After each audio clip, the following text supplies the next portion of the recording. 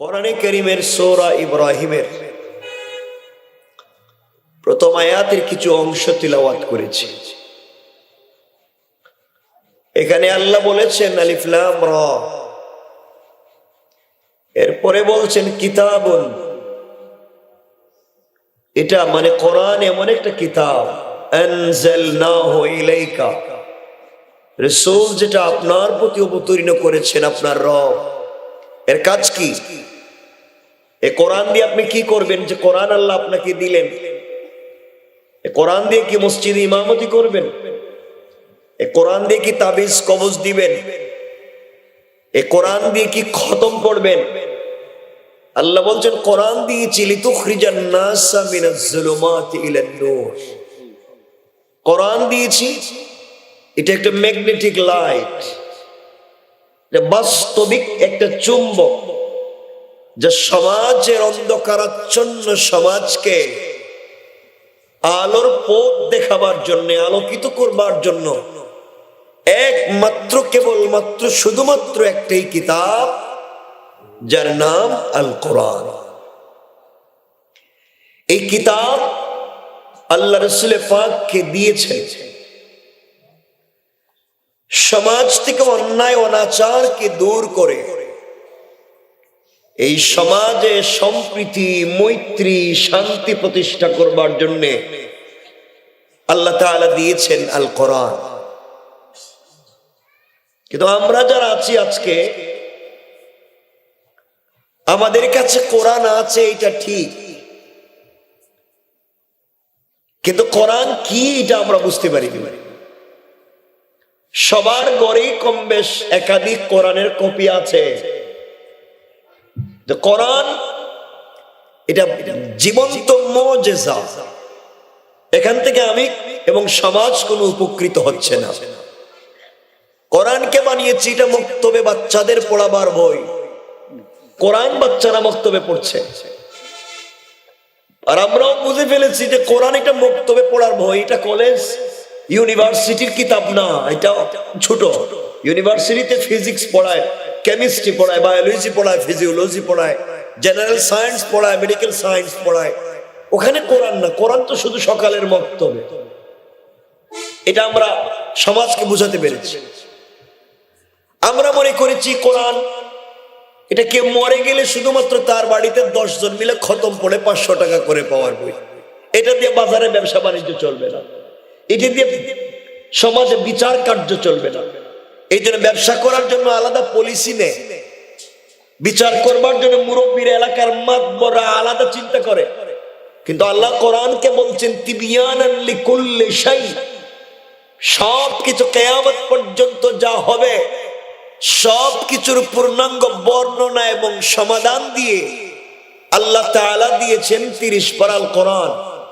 আপনি কেমনে ব্যবসা করবেন, আপনি কেমনে সমাজে চলবেন, আপনি বাচ্চা কাচ্চাকে কেমনে নিয়ে চালাবেন, ব্যবসা বাণিজ্য কেমনে করবেন, সবকিছু এই বিদ্যা বুদ্ধির পূর্ণাঙ্গ রূপরেখা আল্লাহ কোরআনে দিয়েছেন। আমরা এই কোরআন থেকে এগুলা নিইনি, আমরা কোরআন থেকে নিয়েছি নামাজ পড়বার জন্য কয়েকটা সূরা, কোরআন থেকে নিয়েছি পেটে ব্যথার দোয়া, কোরআন থেকে নিয়েছি তাবিজার কবজ, কোরআন থেকে নিয়েছি শবে বরাত আর শবে কদরে খতম পড়া, কোরআন থেকে নিয়েছি রমজান মাসে খতম তারাবি পড়া। এই কোরআনের কাজ শেষ। কোরআন দিয়ে সমাজ চালাতে হবে, বিচার কার্য করতে হবে, রাষ্ট্র পরিচালনা করতে হবে। ওখানে চোর ডাকাত আর বদমাইশদেরকে বসিয়ে রেখেছি। কথা বলেন না কেন? আল্লাহ যে কিতাব দিলেন সমাজ বিনির্মাণ করবার জন্য, ওই কিতাব যারা বুঝে, ওই কিতাব যারা পড়ে, তারা মসজিদ মাদ্রাসা নিয়ে ব্যস্ত, আর চোর ডাকাত আর বদমাইশেরা পুরো সমাজ নিয়ে ব্যস্ত। এই জন্য সমাজে নোংরামি হয়, সমাজে ধান্দাবাজি হয়, কিন্তু কোরআন দিয়ে সমাজে ফোকাস করা যায় না। এর অর্থ হচ্ছে আমরা কোরআনকে মসজিদ আর মাদ্রাসায় আটকে রেখে দিয়েছি। যে কোরআন দিয়ে মসজিদে সালাত পড়ি, ওই কোরআন দিয়ে বাজারে ব্যবসা করতে পারি না। যে কোরআন দিয়ে আমরা আল্লাহর হুকুম আর রাসূলের রিসালাতকে ফলো করি, এই কোরআন দিয়ে গ্রামের বিচার কার্য করতে পারি না। এই জন্য অনেক লোক আছে, দেখবেন অনেক লোক আছে নামাজ পড়ে দাড়িও রেখেছে, হজও করেছে, কিন্তু এলাকার সব থেকে বড় সুদের কারবারি। কথা বলে না কেন? আছে না নাই? কারণ সে বুঝছে কোরআন দিয়ে নামাজ পড়া যায়, এটাই কোরআনের কাজ। কিন্তু সুদ যে কোরআন নিষেধ করেছে, কোরআন দিয়ে নামাজ পড়লেন, কোরআনে যেই নামাজে যেই কোরআন মানলেন, সুদ খাবেন কি খাবেন না, এখানে কোরআনের বিধিনিষেধ আছে কিনা, ঘুষ খাবেন কি খাবেন না, এখানে কোরআনের কোনো বর্ণনা আছে কিনা, ইয়াবা মাদক ফেন্সিডিল থাকবে কি থাকবে না, এখানে রাষ্ট্রের সংবিধান দেখব না আল্লাহর বিধান দেখব, এগুলা যাচাই করে না। এর কারণ হচ্ছে যারা কোরআন হাদিস জানে তারা আজকে মসজিদের খাদেম, মসজিদের ইমাম, তাদেরকে গোলামের মতো ব্যবহার করা হয়।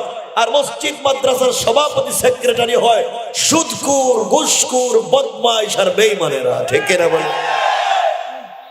অধিকাংশ জায়গায়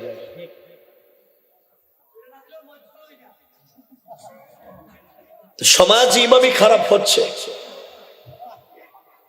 কারণ আমরা কথা বুঝেন, আমরা একথা আমরা চিন্তা করে সিদ্ধান্ত নিয়ে ফেলেছি মাদ্রাসায় দাওরায়ে হাদিস পড়ি অথবা কামিল করি, এরপরে আমার দায়িত্ব, আমার কাজ মসজিদের খিদমত অথবা মাদ্রাসার খিদমত, আমার কাজ না বাজার দেখাশোনা করা। অথচ রাসূল পাক মসজিদে নববীর ইমাম ছিলেন, রাসূল পাক মসজিদে নববীর খতিব ছিলেন, রাসূল পাক মসজিদে নববীর মুতাওয়াল্লি ছিলেন, রাসূল পাক মদিনার বাজারের বড় ব্যবসায়ী ছিলেন, উনিও ছিলেন, ওনার সাহাবায়ে কেরাম ছিল, রাসূল পাক বাজারের সভাপতিও ছিলেন, সপ্ত রাসূল ছিলেন। এই রাসূল যেমন ইমামতি করলেন, ওই রাসূল বাজার চালাইলেন, ওই রাসূল সামাজিক সংগঠন হিলফুল ফুজুল করলেন, ওই রাসূল নিজে বিচার কার্য মসজিদে এনে করতেন। রাসূল যদি কোরআনের কনসেপ্টকে নিজের মধ্যে এবং মদিনার সমাজে প্রতিষ্ঠা করতে পেরেছেন, আপনি আর আমি পারি না। এর ব্যর্থতার কারণ হচ্ছে আমরা আমাদের জায়গা থেকে, আমরা আমাদের মিম্বর থেকে দাঁড়িয়ে সমাজে সত্য উচ্চারণ করতে পারি না। কারণ করলে তো আমার চাকরি থাকবে না। তো আপনি চাকরি করেন কেন? আমার কথা কি আপনারা বুঝতে পারছেন? হয়তো আমি বেশি সময় কথা বলতে পারবো না। এক নাম্বার, আমি নিজে অসুস্থ, অনেক অসুস্থ, আমি দেশে ছিলাম না, লম্বা সময় দেশের বাইরে ছিল। 2 নম্বর হইল মাইক্রোফোনে আমাকে মারাইয়া দিতেছে। এটার আওয়াজটা একটু শক্ত লাগে না? শক্ত বয়স, আমাকে জোরে বলতে হচ্ছে কাছে গিয়ে, এটা আমাকে কষ্ট দিচ্ছে। এই জন্য কথাগুলো শোনেন। আমার কথা কি বুঝতে পারছেন আপনারা? অনেক লোক আছে দেখবেন, এটা কি মসজিদ? মসজিদ। অনেক লোক আছে দেখবেন মসজিদে তাসবিহ পড়ে, এক্সট্রা সুন্নত নফল নামাজও পড়ে, ওই বেচারা এই বাজারে দোকানে গিয়ে ওজনে কম দেয়। কথা বলেন না কেন? আছে না নাই? এই গ্রামে, আপনাদের গ্রামে খবর নেন, অনেক লোক আছে 5 ওয়াক্ত নামাজি দাড়িওয়ালা, কিন্তু খবর নিয়ে দেখেন এলাকার সব থেকে বড় সুদের কারবারি। আছে না নাই? কারণ কি? তার ভিতরে এই কনসেপ্টটুকু নাই যে কোরআন দিয়ে আমি সালাত পড়ছি, কোরআনে সুদ সম্পর্কে কোনো বিধান আছে কিনা, এটা আমাকে মানতে হবে কিনা। নামাজ যেভাবে ফরজ, সুদ ছেড়ে দেওয়া ফরজ। নামাজ যেভাবে ফরজ, ঘুষ ছেড়ে দেওয়া ফরজ। অনেক যুবক আছে জুম্মার নামাজে মসজিদে আসে কিন্তু পকেটে তার বাবা আছে, ইয়াবা পকেটে। ওয়াজে আসে, এখন ওয়াজে আইসা বন্ধু বান্ধবের কাছে ইয়াবা বিক্রি করে। আমি সত্য বলতেছি কিন্তু।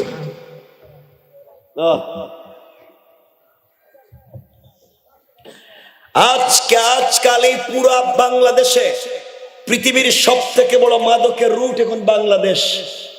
এত বেশি মাদক। মাদক এটা কোনো সাবজেক্ট না। মাদক মানে কি? এটা নর্মাল জিনিস। মাদক হতে হতে এখন জুতার চামড়ার সাথে কি যেন লাগাই দেয়, এটাই একটা মাদক। মাদক এখন আইস হয়ে গেছে, মাদক এখন কত কিছু হয়েছে। আর এগুলা ছেলে মেয়েরা স্কুল কলেজ ইউনিভার্সিটিতে, যারা পাবলিক ইউনিভার্সিটিতে পড়ে, তারা এই জনগণের ট্যাক্সের টাকা এখানে পড়ালেখা করে, অর্থহরপ পড়ালেখা করে দেশের খিদমত করবে। কিন্তু তারাই এই সমাজে ইউনিভার্সিটির চত্বরে গাজার গাছ লাগায়, ইউনিভার্সিটির চত্বরে দর্শনে সেঞ্চুরি করে, ইউনিভার্সিটি চত্বরে তারা ফেন্সিডিল ইয়াবা ব্যবসা করে। সুতরাং এই জাতিকে দিয়ে, এই যুব সমাজকে দিয়ে এই সমাজ পরিবর্তন হবে না, এই দেশ পরিবর্তন হবে না। দেশ যদি পরিবর্তন করতে হয় একদল ইসলামী আন্দোলনের কর্মী লাগবেই, যারা কোরআন সুন্নাহর পক্ষে দাঁড়াবে, জীবন যৌবন বিসর্জন করে দিবে, এরপর আল্লাহর জমিনে আল্লাহর দ্বীন কায়েম করেই ছাড়বে। ঠিক কিনা জোরে বলে?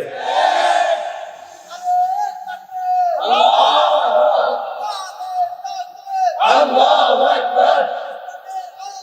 ঘরে ঘরে দাঁড়াও, ঘরে ঘরে দাঁড়াও, হুঁশিয়ার সাবধান, হুঁশিয়ার সাবধান। আমার কথা কি বুঝছেন আপনারা? কিছু বুঝছেন? কিছু কয় না দেখি। জি, কি বুঝছেন? এই যেখানে ওলিয়া ওলিয়ার মতো বসে রয়েছেন, কি ভাব ভঙ্গি ধরছেন আপনার ইমান। এই যে আপনাদেরকে বলতেছি, এই যে আপনাদেরকে বলতেছি, আপনাদের ইমান আপনাদেরকে ফজরের সালাতে মসজিদে নিতে পারে না, ঘর থেকে বের করে। যে ইমান আপনাকে মসজিদে নামাজে নিতে পারে না, এই ইমান আপনাকে পুল সিরাত পার করে জান্নাতে নিয়ে যাবে বলছে কোন শয়তান? বলেন, আপনার ইমান আপনাকে ঘর থেকে বের করে মসজিদে আনতে পারে না, এই দুর্বল। ওই ইমান আপনার পুল সিরাতে পার করাইবো কেমনে? কথা বলে না কেন? খারাপ পাচ্ছেন আমার কথায়? কিছু তো বলি নেই। অনেক মুরব্বী আছেন এখানে, খুব ভালো মসজিদে তাসবিহ পড়েন, অনেক ভালো এক্সট্রা নামাজও পড়ে, কিন্তু বিড়ি সিগারেট বাদ দিতে পারে না। কথা কয় না কেন? আছে না নাই? মসজিদে যা সিগারেট পকেটে, মানে শয়তানিটা তো থাকবে। তো তোমার পকেটে বিড়ি সিগারেট, তো এত লম্বা তাহাজ্জুদ পড়ার দরকার কি? এটা তুমি বাদ দিতে পারতেছো না। তুমি এর নেশা বাদ দিতে পারতেছো না। এত লম্বা সেজদা দিলাম, কি নেশা বাদ দেও না কেন? এই বিড়ি সিগারেট বাদ দেও না কেন? এটা তোমার দুনিয়ায় ফায়দা দেয় না, আখিরাতেও ফায়দা দেয় না। এটা বাদ দিতে হবে। আমি যুবকদেরকে বলছি, আল্লাহকে ওয়াস্তে একটা জাতিকে ধ্বংস করতে গেলে শুধু মাদক হলেই একটা জাতি ধ্বংস হয়ে যায়। কারণ মাদকাসক্ত ব্যক্তির ব্লাড, ওর বাতাস, আবহাওয়া যেদিকে যায় পুরো সমাজ সারকার হয়ে যায়। আমার মন বলছে একজন ইসলামী আন্দোলনের কর্মী মাদক দ্রব্য সেবন করতে পারে না। চোর বদমাইশেরা এই দেশের রাজনীতির নাম করে কলেজ ইউনিভার্সিটি সহ সমাজে মাদকের বিষকে রোপণ করেছে। সুতরাং এই সমাজ থেকে এই বিষ বৃক্ষ মাদককে দূর করতে হলে আমাদেরকে কোরআন শিক্ষার আলোয় আলোকিত হতে হবে। ঠিক কিনা বলে? এলাকায় নাই মাদক? কথা বলে না কেন? এখানে কেউ আসনি? থাকতে তো পারে, পকেটে থাকতে পারে। এগুলা বাদ দিয়ে দেও, আল্লাহর ওয়াস্তে এগুলা বাদ দেও। মাদক কি করতে পারে দেখলেন তো গত পরশুদিন মাকে পর্যন্ত হত্যা করে ডিপ ফ্রিজে রেখে দিয়েছে। মাদক কি করতে পারে? এই বছরের শুরুতে গাজীপুরে দেখছেন বাপ তার ছেলেকে কুড়াল দিয়ে কেটে ফালাইয়া দিছে, শুধু মাদকের কারণে। ঠিক না? মাদক কি করতে পারে, কিন্তু আমরা ছাড়তে পারলাম না সেই মাদক। আল্লাহ আমাদের হেফাজত করুক, বলেন আমিন। আরো জোরে বলেন আমিন। আমরা পরিবর্তনের সুবাতাস পাওয়ার কথা ছিল, এখন দেখা যাচ্ছে কিছু লোক তারা আধুনিক ব্যবসা বাণিজ্য নিয়ে ব্যস্ত। এখন ভালো ভালো মানুষ দিকে দিকে মামলার আসামি দিচ্ছে। মামলার আসামি আছে না অনেক জায়গায়, মামলার আসামি বানাইয়া দিতেছে ভালো ভালো মানুষকে। দেখলাম কালকে সিলেটের এক জায়গায় এক মহিলাকে 6 জন মিলে হত্যা করছে। মহিলার দোষ, ওই মহিলার ছাগলে তার গাছের পাতা খাইছে। গাছের ছাগলে গাছের পাতা খাইছে, তুই মানুষ মেরে ফেলাই দিবি? কি শুরু হইল এই সমাজে? আজকে দেখলাম চ্যানেল মেবি 24, এই যে দেখলাম মাত্র দেখলাম থানার ভিতরে একজন হাজতি পয়সা দিতেছে, মানে টাকার লেনদেন হইতেছে। আমারে বাঁচাও। সমাজটা কোথায় চলে গিয়েছে? পুলিশ দাঁড়ায় আছে, কিছু বলতে পারতেছে না। কারণ এই যে সমাজ দুর্নীতিবাজদেরকে, শয়তানদেরকে, বদমাইশদেরকে খারাপ মানুষদেরকে, যারা টাকার বিনিময়ে আশ্রয় প্রশ্রয় দিয়া আবার তাদেরকে সেফ এক্সিট করে দেয়, মনে রাখবেন এরাও সব থেকে বড় শয়তান। কথা বলেন না কেন? এগুলোই হচ্ছে সমাজ। এই নোংরা সমাজ থেকে আপনাকে আমাকে এই জাতিকে কল্যাণের পথে নিয়ে যেতে হবে, বিপদগ্রস্ত সমাজকে সুন্দর জায়গায় নিয়ে যেতে হবে। মনে রাখবেন, পৃথিবীতে চলার পথে যদি আমাদের সঙ্গে কোরআন থাকে, কি সবাই কথা বলেন না কেন? জোরে আওয়াজ করে বলেন। কোরআন যদি থাকে, কোরআনের শিক্ষা যদি থাকে, এর মাধ্যমে আল্লাহ তাআলা বলেছেন পুরো দুনিয়া যদি তোমার বিরুদ্ধে চলে যায়, আর তুমি যদি কোরআনের শিক্ষায় শিক্ষিত হও অথবা আমার কোরআনকে বিশ্বাস করো আর বলো হাসবি আল্লাহ, আল্লাহ আমার জন্য যথেষ্ট, রব বলেছেন আমি তোমাকে বাঁচাবার ওয়াদা দিলাম। সুবহানাল্লাহ জোরে বলেন, আরো জোরে বলেন। ওই সংক্ষেপ করে শুনেন, বেশি বলা যাবে না। কথাগুলো দিল দিয়া শুনেন মুসলমানেরা। এই দুনিয়ার জমিনে আল্লাহ রাব্বুল ইজ্জত ওয়াল জালাল রাসূল পাক সাল্লাল্লাহু আলাইহি ওয়াসাল্লামের কাছে যখন আয়াত নাজিল করে দিলেন, আল্লাহ জানাইয়া দিলেন, বন্ধুরে ওয়ানজির আশিরাতাকাল আকরাবিন, আল্লাহ জানাইয়া দিলেন, বন্ধু আমার, তোমার আশেপাশে আত্মীয় স্বজন যারা আছে তাদের কাছে তুমি কোরআনের দাওয়াতটুকুন পৌঁছে দাও, তাওহীদ আর রিসালাতের দাওয়াতটুকুন তাদের কাছে পৌঁছে দাও। আল্লাহ রাসূল পৌঁছাতে লাগলেন। আমি ঘটনা বলতে যাব না, কোরআন থাকলে কেমনে আপনাকে আমাকে বাঁচাইয়া দিতে পারে, কোরআনের প্রতি 100% বিশ্বাস থাকলে কেমনে আল্লাহ বাঁচাইয়া দিতে পারে। শুধু এতটুকুন বোঝাতে চাই, রাসূল পাক দ্বীনের দাওয়াত দিতে লাগলেন। মক্কার পাদদেশে দাঁড়িয়ে কুরাইশদেরকে তিনি আহ্বান করলেন। কথাটা এখানেই শেষ হয়ে যাওয়ার দরকার ছিল, কিন্তু রাসূল যে দাওয়াতটুকুন দিয়েছেন ওই জায়গার মধ্যে মক্কার বড় বড় লিডারেরা যেমন ছিল, রাসূলের আপন চাচাও ছিল। আমি শুধু বোঝাতে চাই, ওই সময় আবুল আহাব দাঁড়িয়ে বলছিল, তাব্বান লাকা ইয়া মুহাম্মদ আলিহাদা জামাতানা দাওতানা, ও মুহাম্মদ ইবনে আব্দুল্লাহ, এই কথাগুলোই তাওহীদ আর রিসালাতের দাওয়াতের জন্য কি দাওয়াত দেওয়ার জন্য কি আমাদেরকে জমা করছো? এই বলে শুধু বলছিল, মুহাম্মদ তুমি একটা পাগল, তোমার আল্লাহ আরেকটা পাগল। এইভাবে গালি দিয়েছিল রাসূলকে, পাথর নিয়ে আঘাত করতে চাইল। আল্লাহর রাসূল বাড়িতে চলে গেলেন, চোখের পানি ছেড়ে কান্না করে গভীর রজনীতে আল্লাহকে বলতেছেন, আল্লাহ তাআলা, কেউ যদি আমাকে গালি দেয় আল্লাহ আমার যায় আসে না, কেউ যদি আমাকে গালি দেয়, আমাকে আঘাত করে আমার যায় আসে না। আয় আল্লাহ তাআলা, আমার আপন চাচা তোমাকে গালি দিয়েছে, আমার সহ্য হয় না, আমার কষ্ট হচ্ছে। আল্লাহ রাব্বুল ইজ্জত ওয়াল জালাল বুঝাতে চাইলেন, বন্ধু আমার, কেউ যদি আমি আল্লাহকে গালি দেয়, কেউ যদি আমার কোরআনের বিরুদ্ধে দাঁড়াইয়া যায়, আমার যায় আসে না। সারা দিন যদি আমি আল্লাহকে গালি দেয়, আমার কিছু যায় আসে না। কিন্তু কেউ যদি আমার বন্ধু হাবিবুল্লাহ মুহাম্মদ সাল্লাল্লাহু আলাইহি সাল্লামকে কষ্ট দেয় আর গালি দেয়, আমি আল্লাহ সহ্য করতে পারি না, আমি আল্লাহর সহ্য হয় না। কেউ যদি আমার রাসূলকে কষ্ট দেয়, আমার সহ্য হয় না। এই বলে আল্লাহ কোরআনের একটা সূরা নাজিল করলেন, ওটাও আলোচ্য বিষয় না। আল্লাহ তাব্বাত ইয়াদা আবি লাহাব নাজিল করলেন, সেটা বুঝাতে চাই না। আবু লাহাব ধ্বংস, সব ধ্বংস, এটা ঠিক, কিন্তু এই সূরার মধ্যখানে একটা আয়াত পড়ছেন, আল্লাহ বলছেন ওয়ামরাআতুহু হাম্মালাতাল হাতাব।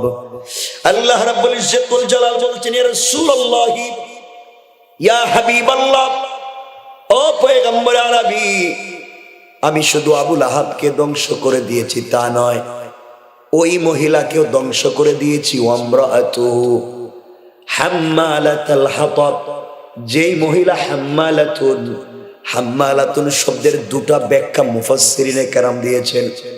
এক নাম্বার, যে মহিলা জঙ্গল থেকে কাটাওয়ালা কাঠ বহন করে এনে দ্বীনের দাওয়াত না দেওয়ার জন্য আপনার রাস্তায় ফেলে দিয়ে ডিস্টার্ব করতো, ওই মহিলাকে ধ্বংস করলাম। দুই নাম্বার, হাম্মালাতুন শব্দের ব্যাখ্যা হলো ওই মহিলাকে ধ্বংস করলাম যেই মহিলা ঘরে ঘরে রাস্তায় রাস্তায় পাড়া মহল্লায় গিয়ে আপনার বদনাম করতো, গীবত শিকায়াত করতো, ওই মহিলাকেও আমি আল্লাহ ধ্বংস করে দিলাম। অর্থ দাঁড়ালো, যারা দ্বীনের দাওয়াত দিতে রাস্তায় বাধা প্রদান করে, দ্বীনের দাওয়াত, যারা দ্বীনের দায়ীদেরকে গালিগালাজ করে, আল্লাহ 1450 বছর আগে এদের ধ্বংসের ঘোষণা দিয়েছেন। কোন ঠিক কিনা? আমার বন্ধুগণ, এই সূরা নাজিল হয়ে যাওয়ার পরে আবুল আহাব তার স্ত্রীর কাছে গিয়ে বলছে, ও আমার স্ত্রী। আবুল আহাবের স্ত্রীর নাম উম্মে জামিল। উম্মে জামিলের কাছে গিয়ে বলছে, শোনো, আমার ভাতিজা মুহাম্মাদের কাছে তার আল্লাহ কোরআনের সূরা নাজিল করেছেন, আয়াত নাজিল করেছে আমার বিরুদ্ধে, এতে আমার যায় আসে না, কিন্তু তোমার বিরুদ্ধেও কোরআনের আয়াত নাজিল হয়েছে। কারণ উম্মে জামিল এবং আবুল আহাব একদিকে রাসূলের চাচা, অপর দিকে আবুল আহাব রাসূলের বিয়াই। কারণ উম্মে জামিলের আবুল আহাবের দুই ছেলে উতবা এবং উতাইবার কাছে রাসূলের দুই মেয়ে যায়নাব এবং রুকাইয়াকে বিয়ে দিয়েছিলেন নবুয়তের আগে। কথাটা ভালো করে শুনবেন। উম্মে জামিলের কাছে আবুল আহাব বলতেছে, তোমার দুই ছেলের শ্বশুরের কাছে তোমার বিরুদ্ধে তার আল্লাহ কোরআনের আয়াত নাজিল করেছে, তোমার বিরুদ্ধে। উম্মে জামিল এই কথাগুলা শুনে এসেও হাতের মধ্যে পাথর নিয়া, কাঁধের মধ্যে পাথরের বেগ নিয়ে আল্লাহ রসুলকে মেরে ফেলবার জন্য ঘর থেকে বের হয়েছে। কথাটা এখানেই বলতে চাই, শোনেন। সে নিয়ত করেছে, শপথ করেছে, আল্লাহ রসুলকে যেখানেই পাবে আঘাত করবে। রাস্তায় বের হয়ে গিয়েছে। এদিকে আল্লাহ রসুল সাল্লাল্লাহু আলাইহি ওয়াসাল্লাম আবু বকর সিদ্দিককে সঙ্গে নিয়ে কাবা চত্বরে পৌঁছে গেলেন। আবু বকর সিদ্দিক বসে আছেন। আল্লাহ রসুল সাল্লাল্লাহু আলাইহি ওয়াসাল্লাম আবু বকরের রানের উপরে মাথা রেখে শুয়ে আছেন। সিদ্দিকে আকবর আল্লাহ রসুলের চেহারা মুবারকের দিকে তাকায় আর আসমানের দিকে তাকাইয়া আল্লাহকে ডাক দিয়া বলেছে, আল্লাহ, দুনিয়ার জমিনে চন্দ্র সূর্যের আলো তো আমি দেখেছি, কিন্তু আমার মন বলছে আল্লাহ রসুলের চেহারার মতো এত সুন্দর চেহারা, এত আলোকিত চেহারা পৃথিবীতে আর কিছুতে না।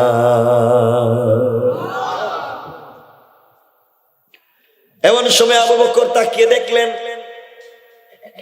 একজন মহিলা হাতির মধ্যে পাথর নিয়ে আসতেছে তাকে মেরে ফেলবার জন্য, আল্লাহ রসুলকে মেরে ফেলবার জন্য।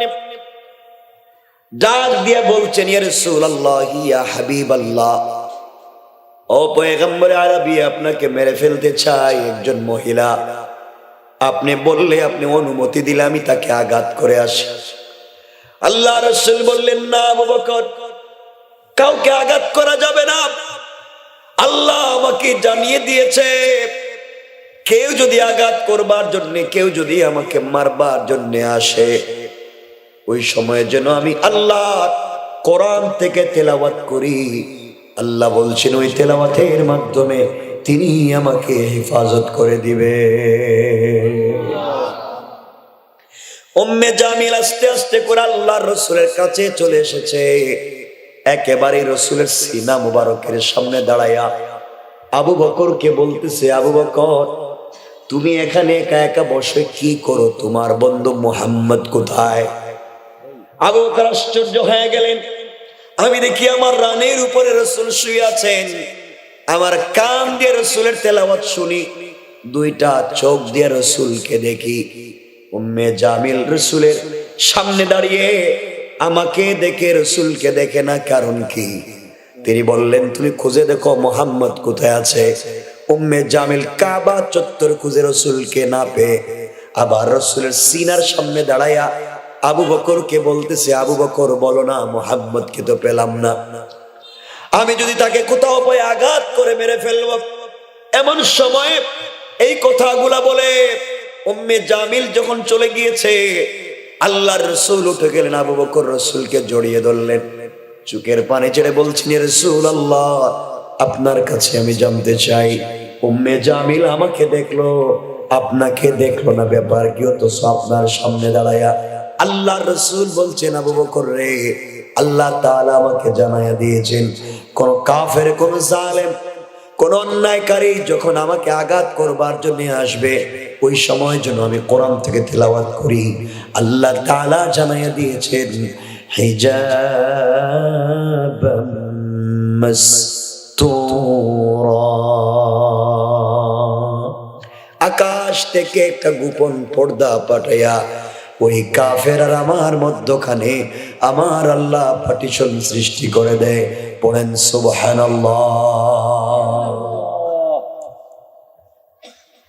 আল্লাহ রাসূলকে আল্লাহ বাঁচাইয়া দিলেন শুধু আল্লাহর প্রতি বিশ্বাস থাকবার কারণে আর কোরআনের তিলাওয়াতের কারণে। আজ যদি আমরা আল্লাহর প্রতি অগাধ বিশ্বাস রাখতে পারি আর সঙ্গে কোরআনের তেলাওয়াত রাখতে পারি, পৃথিবীর যত জালেম, পৃথিবীর যত নাফরমান শয়তানেরা আমাদেরকে কষ্ট দেওয়ার চেষ্টা করবে, কোরআন সুন্নাহর বিরুদ্ধে দাঁড়াবে, আল্লাহ তাআলা আমাদেরকে এবং কোরআনকে হেফাজত করে দিবেন। কোন ঠিক কিনা? জোরে বলেন ঠিক কিনা?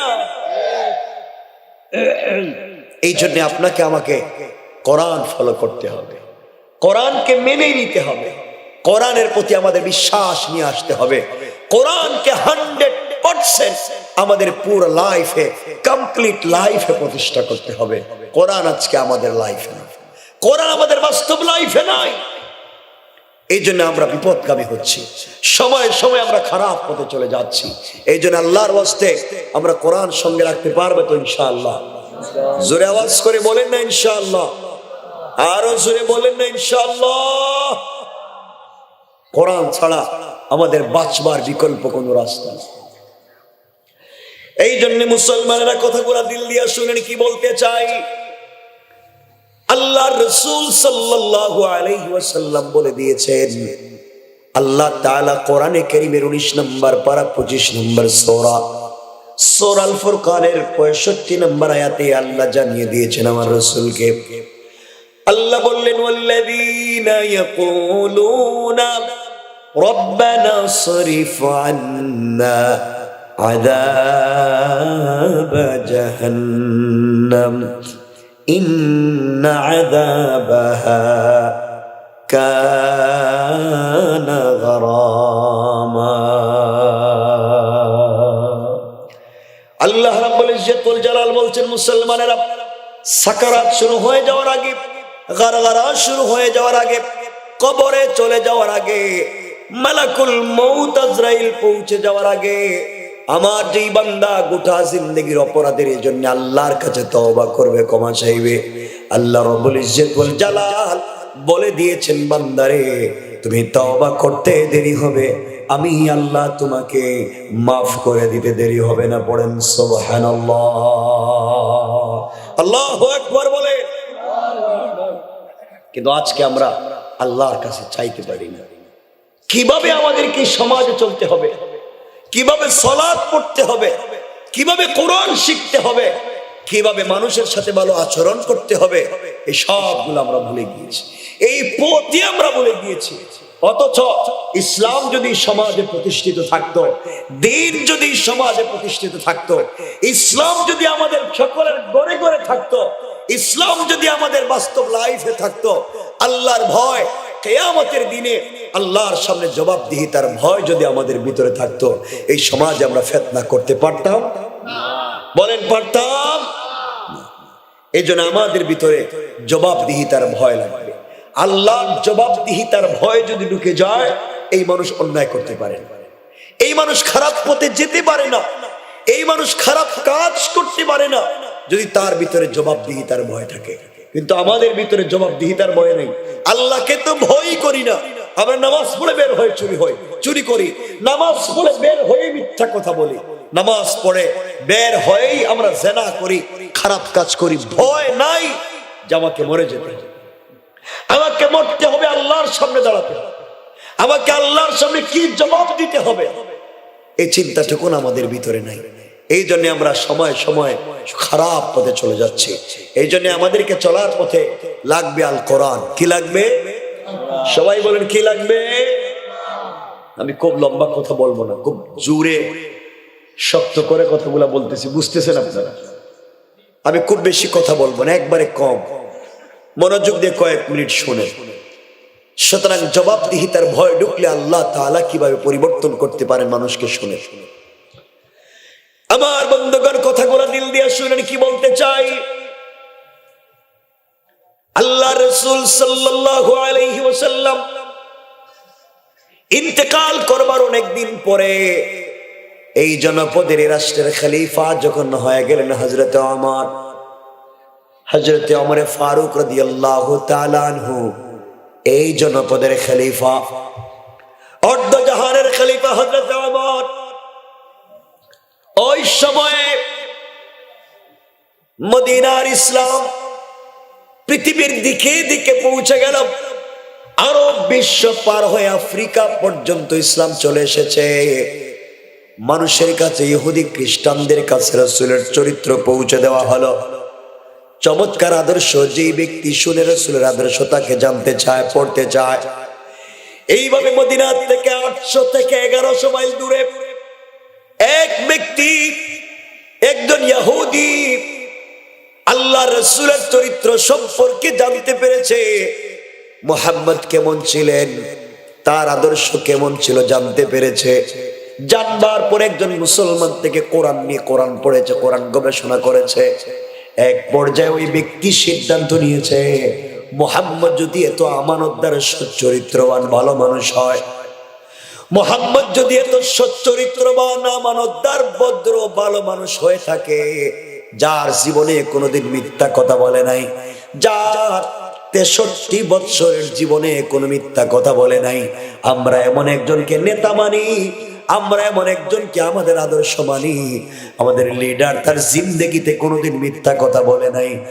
আর আজকে রাস্তাঘাটে আমরা এমন এমন মানুষের পক্ষে স্লোগান দেই, আমাদের লিডার মনে করি, যার সকালে ঘুম থেকে উঠে ঘুমাতে যাওয়া পর্যন্ত মিথ্যা, চুরি, ডাকাতি, জিনা, বদমাইশি ছাড়া আর কিছুই করতে পারে না।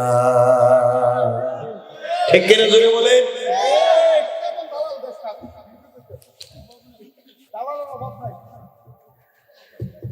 সমাজ এমন খারাপ হয়ে গিয়েছে, কথাগুলা দিল দিয়ে শোনেন। এক পর্যায়ে ওই যুবক আল্লাহর গোলাম কালিমা পড়ে মুসলমান হয়েছে, শুধুমাত্র রাসূলের চরিত্রের কথা শুনে কালিমা পড়ে মুসলমান হয়েছে। আল্লাহর রাসূলকে কোনোদিন দেখেও নাই, বাস্তবে কোনোদিন আল্লাহর রাসূলকে দেখে নাই, কালিমা পড়ে মুসলমান হয়ে গিয়েছে। মুসলমান হয়ে যাওয়ার পরে তার চিন্তা হলো, যে রাসূলকে আজ পর্যন্ত দেখি নাই, ওই রাসূল তো মদিনায় শুয়ে আছেন।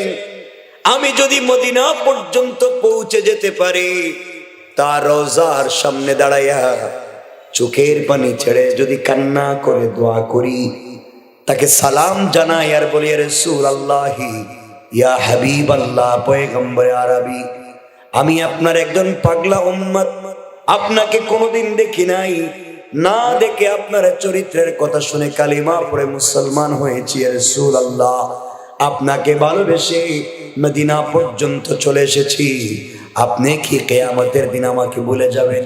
ইয়া রাসূলুল্লাহ, আপনাকে ভালোবাসি, কিয়ামতের দিনে আমাকে ভুলে যাবেন না,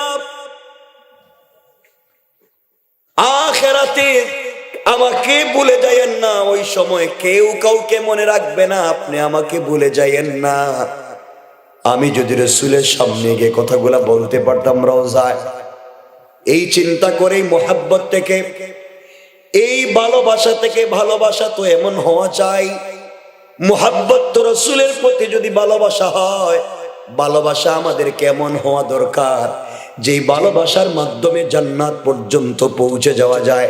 আমাদের আজকালকের ভালোবাসা শুধু জবানে, বাস্তব লাইফে ভালোবাসা নাই।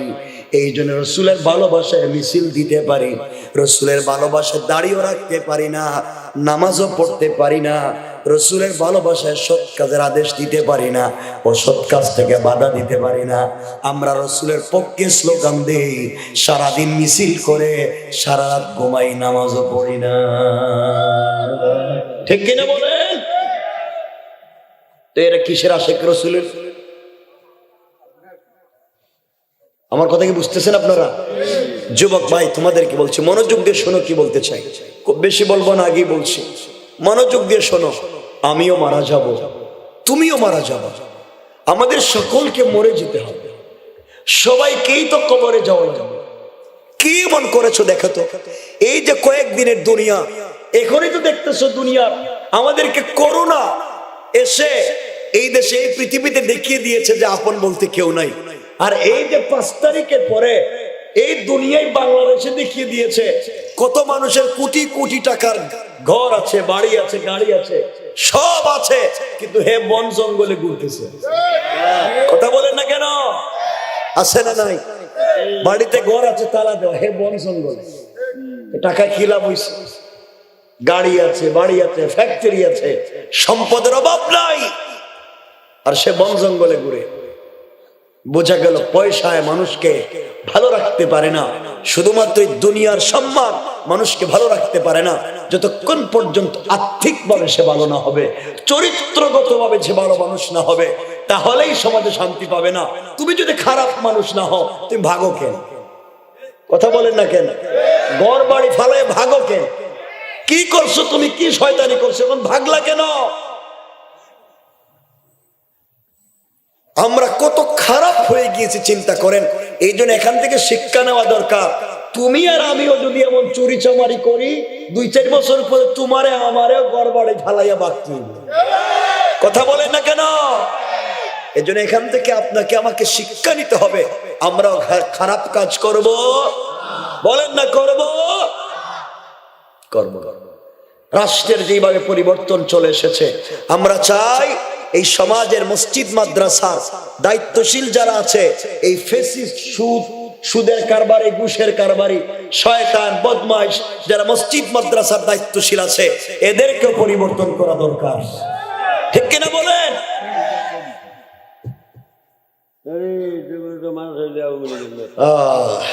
সমাজ এত খারাপ হয়েছে এখন। কি তা আগে দেখছেন গ্রামে কেউ বিচার করতে, মুরব্বী, এমন মুরব্বী আছে যে 500 টাকা পাইলে পুরো বিচার শুদ্ধ খায় ফেলে, এদিকের বিচার এদিকে দিয়ে দেয়। কথা বলেন না কেন? 1 কাপ রং চা দিলে তার নামে 5টা মামলার সাক্ষী দিয়ে দেয়। কথা বলেন না কেন? এগুলো এলাকায় নাই? কথা কয় না নাই? আরো জোরে বলেন নাই? কত খারাপ। দেখবেন দাঁড়িয়েও আছে, হাতে তসবি নিয়ে গ্রামের পঞ্চায়েতের বিচারে বইছে, কিন্তু আগে ভাষ্য লইয়া লইছে, ভাষ্যের দিকে লইছে, এদিকে বিচারের রায় দিতেছে। এগুলো আসেনি এলাকায়? এখানে কেউ আসেনি? নাই। আর থাকতে তো হয়, থাকলে কোন কি কইব নাকি যে আমি হে কামলা?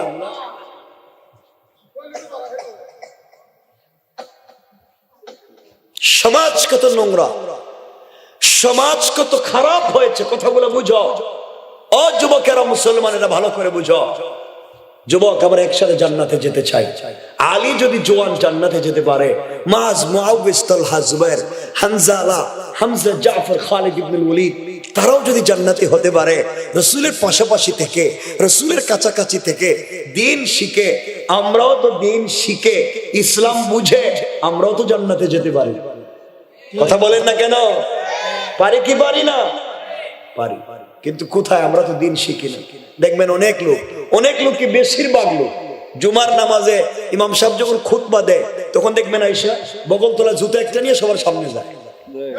আসে না? না, এগুলা আসে সবার শেষে, আর সালাম ফিরাইয়া সবার আগে আবার সবার মধ্যখান দিয়ে বাইরে যায়।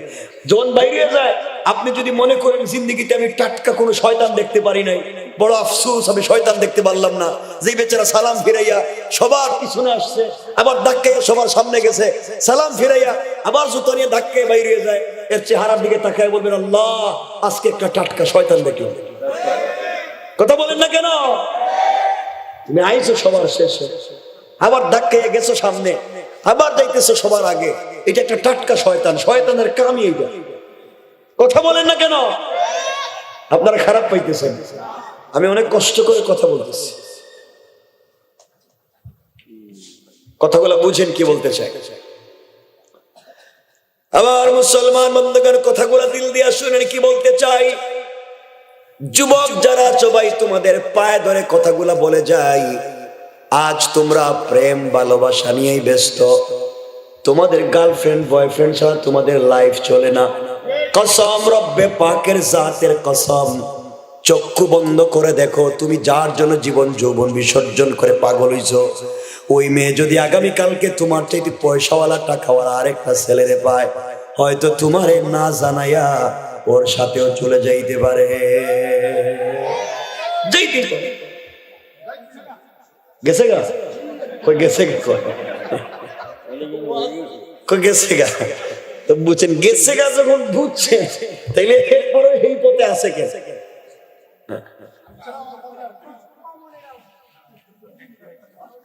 যুবক, কি তুমি পাইছো এখানে? কি মজার স্বাদ পাইছো? কি মজার স্বাদ পাইছো? এখানে কিচ্ছু নাই, দুনিয়াটা ধোঁকা। যার পিছনে তুমি দৌড়াচ্ছ, জীবন যৌবন বিসর্জন করতেছ, যার জন্য এত কিছু, আজকে এই মেয়েকে ভালোবাসতে গিয়া মায়ের সাথে খারাপ আচরণ করতেছ, বাবার সাথে খারাপ আচরণ করতেছ। এই মেয়েকে তোমার গড়ে আনার জন্য মা বাপের মুখে চুনকালি দিয়েছ, পুরো বংশের মুখে চুনকালি দিয়া ওই মেয়েরে আনতে চাও। এই মেয়ে গড়ে এসে দেখেন মা বাপের সঙ্গে ভালো আচরণ করে না, এক পর্যায়ে এই মেয়ের কারণেই এই ভালো ছেলেটা তার মা বাপ থেকে আলাদা হয়ে যায়। কথা বলেন না কেন? বৃদ্ধ মা বাপ কষ্ট করে লাইফে। আর ছেলে বিদেশে যাওয়ার আগে মারে কয়, মা তোমার ডায়াবেটিসের কি অবস্থা? মা আমি আছি। বাপকে বলে, বাপ তোমার টেনশন নাই। বিদেশে গিয়া এর বউ যা কয় এই কথাই শুনে অ্যাকাউন্ট করছে শ্বশুর বাড়ি, টাকা পাঠায় শ্বশুর বাড়ি। এগুলা কি মুরাদপুরে আছে নাকি? মুরাদনগরে আসেনি? আসেনি এগুলা? বেশি? এটা বুঝতেছি বেশি আছে। মারে এখন মা কয় না, মারে কয় বুড়া। ছোট ভাই টেলিফোন দিয়ে বলছে, ভাই এবারে এসএসসি পরীক্ষাতে আমি গোল্ডেন জিপিএ 5 পাইছি, আমার একটা 1.5 ব্যাটারি মোবাইল দিলেই বিদেশ থেকে একটা মোবাইল পাঠাও, মানিয়ে নালো। কার কইস না, রাত দিন তোদের জন্য গাদার মতো বিদেশে কাজ করতে করতে জিন্দগি শেষ, তোদেরকেই তো খাওয়াইলাম, আর তোমরা চাইতেই আসো। কিছুক্ষণ পরে শালি ফোন দিয়ে বলছে, দুলা ভাই আমার একটা আইফোন। কথা বলেন না কেন? থ্যাংক ইউ থ্যাংক ইউ, এই যে আমি দিতেছি তো, আমি দিতেছি তো। কথা বলেন না কেন? এখন তো দিতেছে তো। বাবা কি খারাপ হয়েছে আমরা। আল্লাহ আমাদেরকে হেফাজত করে, বলে না আমিন। আরো জোরে বলে না আমিন। ভাই এভাবে হইও না। মহিলা সবগুলা খারাপ না, মেয়েরা অনেক বোন আছে অনেক ভালো, পরিবারে অনেক সুন্দর করে ফেলে, সবাইকে নিয়ে মিলে চলতে চায়। আফসোস হয় বোনদের জন্য ওই জায়গায়, তারা প্রথম সংসারে প্রথম স্বামীর ঘরে যে পরিমাণ কষ্ট করে ধৈর্য ধরতে পারে না, ডিভোর্স দিয়া আরো সুখের আশায় আরেকজনের হাত ধরে পরকিয়া করে পলায়া যায়, ওখানে গিয়ে যে কষ্টের শিকার হয়, ওখানে গিয়ে যে নির্যাতনের দ্বিতীয় স্বামীর ঘরে বা দ্বিতীয় ঘরে গিয়া তাকে যা সাফার করতে হয়, এর 100 ভাগের 1 ভাগ যদি ধৈর্য ধারণ করতো, তে প্রথম ঘরটা জান্নাত হয়ে যেত। কথা বলেন না কেন? তো প্রথম ঘরে ধৈর্য ধরতে পারে না, ধৈর্য ধরার সুযোগ নাই, ওখানে গিয়ে বুঝছে যে প্রথমটা ভালো ছিল। ঠিক না? আগেরটাই ভালো আছে। ঠিক নেই? এমন ঘটনা কেউ গড়াইছো নি? এই জন্য যুবকেরা মা বাপের সঙ্গে খারাপ আচরণ করো না। বাপরে কই বুড়া, বাপরে তো কই বুড়া, শ্বশুর বাড়ি গিয়া শ্বশুরের কাম্মা, আপনি আঙ্গুর খাইবেন না আপেল খাইবেন? কথা বলেন না কেন? আর এখন তো শুনতেছি অনেক ছেলে নাকি ছেলে মেয়ে ছেলে ঈদ পর্যন্ত মা বাপের সঙ্গে করতে চায় না, শ্বশুর বাড়ির দিকে করে। আসে না এগুলো, আসে না? আস্তাগফিরুল্লাহ। মনে হইতো তার শ্বশুর তারে জন্ম দিছে। আরে বাবা, স্ত্রীকে আজকে ডিভোর্স দিয়ে দিলে তার মা বাপের সঙ্গে সম্পর্ক শেষ। আর তোমার মা বাপ, আল্লাহ কোরআনে বলছেন ওয়া কাদা রাব্বুকা আল্লা তা'বুদু ইল্লা ইয়্যাহ, একমাত্র যদি কেউ আমার ইবাদত করো, আমাকে যদি এক মানো, ওয়া বিল ওয়ালিদাইনি ইহসানা, আমাকে এক মানার সাথে সাথে পৃথিবীতে ইহসান করলে মা বাপের, আমাকে এক মানার পরে ইহসান করলে মা বাপের। কে বলতেছেন? আল্লাহ বলতেছেন আমার পরে আমাকে এক বলে মেনে নেওয়ার পরে আসমানের নিচে জমিনের উপরে দ্বিতীয় কারো প্রতি যদি ইহসান হয়, ওবিল ওয়ালিদাইনি ইহসানা, একমাত্র মা বাপের। তাহলে আল্লাহর পরে স্থান দিবেন কারে?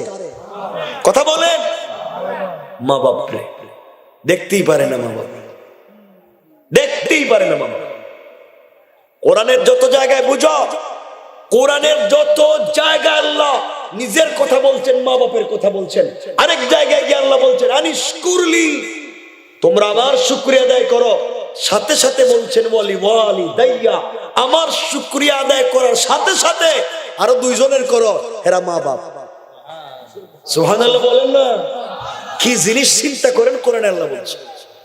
আর এই মা বাপরে আপনি দেখতে পারেন জান্নাত খোঁজার জন্য পিসাবের এখানে গিয়া, পিসাবের বাড়িতে অনেক হাদিয়া তোফা গিফট উপহার উপহার করে সব নিয়ে যায়। আমি শুনছি বিদেশ থেকে 1 লাখ 2 লাখ টাকা পিসাব হুজুরে হাদিয়া দেয়, কিন্তু নিজের মারে 500 টাকা দেন। কথা বলেন না কেন? কেন? তোমার মা বাপ তো তোমার পৃথিবীর সব থেকে বড় দামি জিনিস। আল্লাহ বলছেন আল জান্নাতু তাহতা আকদামিল উম্মাহাত, জান্নাত তো মা বাপের পায়ের নিচে, ওখানে মায়ের পায়ের নিচে। মাকে দেখতে পারে না, বাপকে দেখতে পারে না। আমার কথা আপনারা ভালো করে শুনেন, রাগ করতেছে? পৃথিবীর পুরা পৃথিবী যত মানুষ আছে, এমনকি কাবাগরের ইমাম, এমনকি বনি ইসরাইলের পয়গম্বর মুসা, সবাই মিলে হাত উঠে দোয়া করতেছে আপনার জন্য। আল্লাহ, মুরাদনগরের এই ভাগলপুরের অমুক যুবকটাকে তুমি ভালো করে দাও।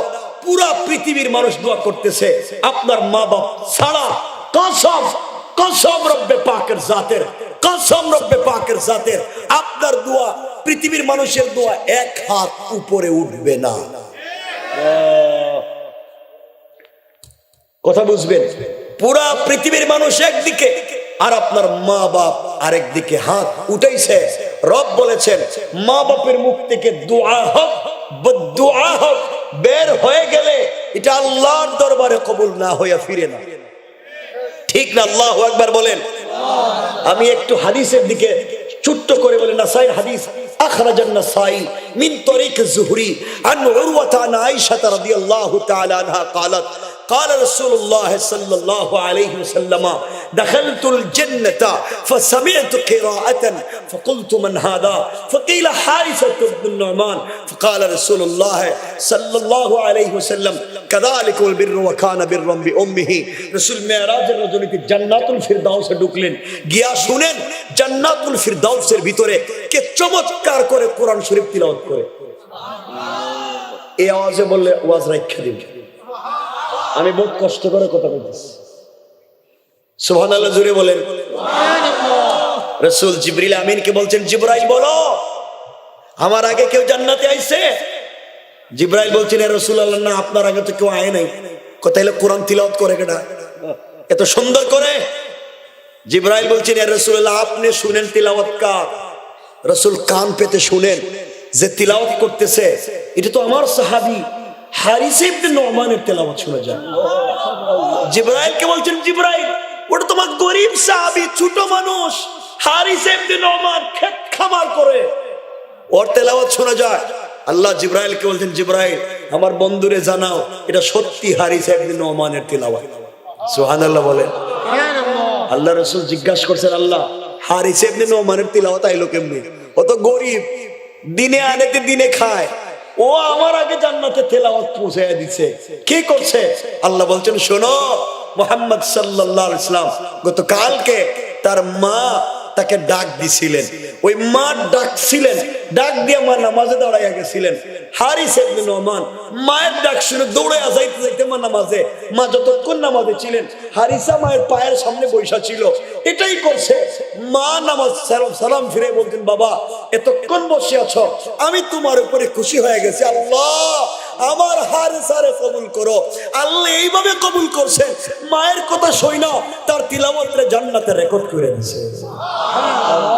কে বুঝলেন? কে বুঝলেন? মা বাপকে পাইছেন, পাইছেনটা কি আর করতেছেনটা কি? আমার মতো হতভাগা তো আপনারা না। আল্লাহ আমারে সব দিছে, কিন্তু আর বাপ নাই। আমি জানি আমার পৃথিবীতে ব্যথা কত, কি ব্যথা আমি জানি। এই জন্য আল্লাহর হস্তে ভাই শোনো, মা করবো, হয়তো চুপ থেকে এক ফোঁটা পানি আসবে।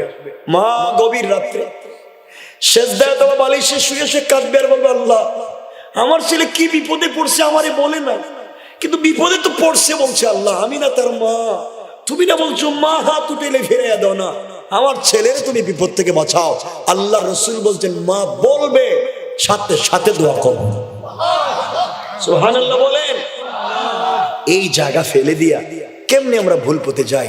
শ্বশুর শাশুড়ি সবকিছু, ওরে বাবা কাপড় মিসিং করে একবারে মিলাইয়া মিলে সেমিলার কাপড় শাশুড়ি শালা শালির সাথে মিলাইয়া দেয়। মা বাপকে 150 টাকা দিয়ে একটা কাপড় দেয় না, ঠিক কিনা বলেন? এগুলা নাই? বলেন নাই? বাপরে কই বুড়া, মারে কই বুড়া। আস্তাগফিরুল্লাহ। এই মা বাপের কারণে তুমি আর আমি দুনিয়া আসছি। এই জন্য দুহাত জোর করে বলছি, আল্লাহর হস্তে পৃথিবীতে কিছু হতে চাও, পৃথিবীতে কিছু হতে চাও, মা বাপের খিদমত। কি কথা বলে না কেন? মা বাপের। আচ্ছা বলেন তো, আমার সঙ্গে কয়েক মিনিট এভাবে কথা বলেন। ওই যে আপনাদের হয়তো অনেক ছোট ছোট বাচ্চা আছে, বাজার থেকে যাওয়ার সময় অনেক কিছু নিয়ে যান না, হাতে করে নিয়ে যান না? আপনার কি একবারও চিন্তা আসে না, আমি যখন ছোট ছিলাম আমার বাপ মনে হয় সেম আমার জন্য আনতো, সেম আমার জন্য এভাবে নিয়ে আসছে। আমি যেভাবে আমার বাচ্চার জন্য নিয়ে যাচ্ছি আমার বাপও আমার জন্য নিয়ে যেত। কিন্তু আল্লাহ তো কোরআনে বইলা দিয়েছেন, কামা রাব্বায়ানি সগীরা রব্বির হামহুমা কামা রাব্বায়ানি সগীরা। আল্লাহ আমার ছোটবেলা আমার মা বাপ যেভাবে দেখছে, তুমি আমার মা বাপকে দেখো। একটা বার একদিন বলেন যে আজকে আমি আমার সন্তানের জন্য 1 কেজি আপেল কিনছি, সাথে সাথে আমার মাথায় আসছে আমার মা বাপ তো আছে না, আজকে সন্তানরা আগে দিতাম না, আজকে আমার মা বাপরা আগে দিব। আল্লাহ রসুল বলেন এই চিন্তা আসার নামই এই লোকটা জান্নাতি। সুবহানাল্লাহ। এই চিন্তা আসার নামই লোকটা জান্নাতি। কই আমরা তো করি না। আমরা বলি কি, 1 টুকরা আপেল দিয়ে, ওইটা না তো দাদুরে দিস, তো নানুরে দিস, তোমরা ওগুলো খাও। শয়তান করছেটা কি? হ্যাঁ, পুরো লাইফ শেষ, বরবাদ শেষ। কষ্ট পাইতেছেন আমার কথায়? আমি আল্লাহর নামে শপথ করে বলছি, কোরআন হাতে নিয়ে সন্তান স্ত্রী কেউ কিয়ামতের দিন কাজে আসবে না, কেউ না। সব স্বার্থপরের মতো ভুলে যাবে, কেউ না, যদি তাদেরকে দ্বীনের পথে না রাখো।